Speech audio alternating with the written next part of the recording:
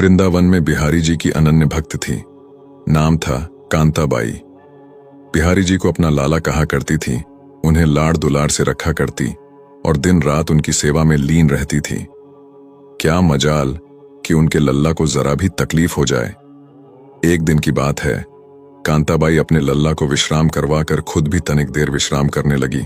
तभी उसे जोर से हिचकियां आने लगी और वो इतनी बेचैन हो गई कि उसे कुछ भी नहीं सूझ रहा था।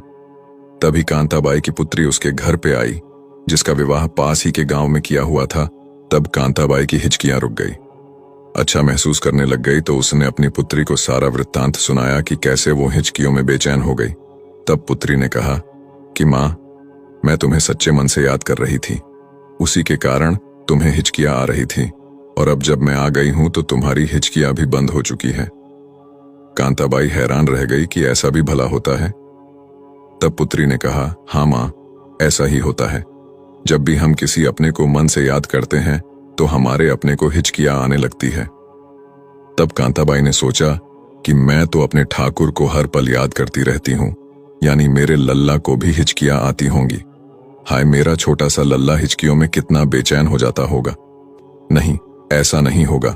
अब से मैं अपने लल्ला को जरा भी परेशान नहीं होने दूंगी। और उसी दिन से कांताबाई ने ठाकुर को याद करना छोड़ दिया।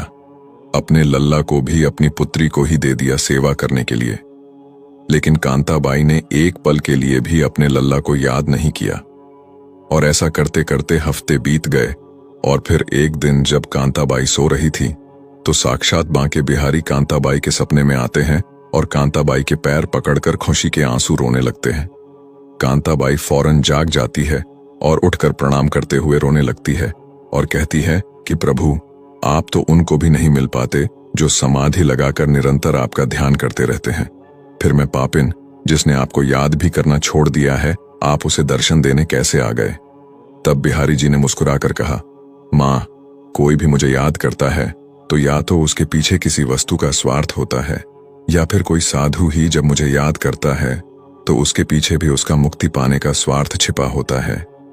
लेकिन धन्य हो मां, तुम ऐसी पहली भक्त हो जिसने ये सोचकर मुझे याद करना छोड़ दिया कि कहीं मुझे हिचकियां आती होंगी। मेरी इतनी परवाह करने वाली मां मैंने पहली बार देखी है। तभी कांताबाई अपने मिट्टी के शरीर को छोड़कर अपने लल्ला में ही लीन हो जाती है। इसलिए बंधुओं, वो ठाकुर तुम्हारी भक्ति और चढ़ावे के भी भूखे नहीं हैं, वो तो केवल तुम्हारे प्रेम के भूखे हैं। उनसे प्रेम करना सीखो।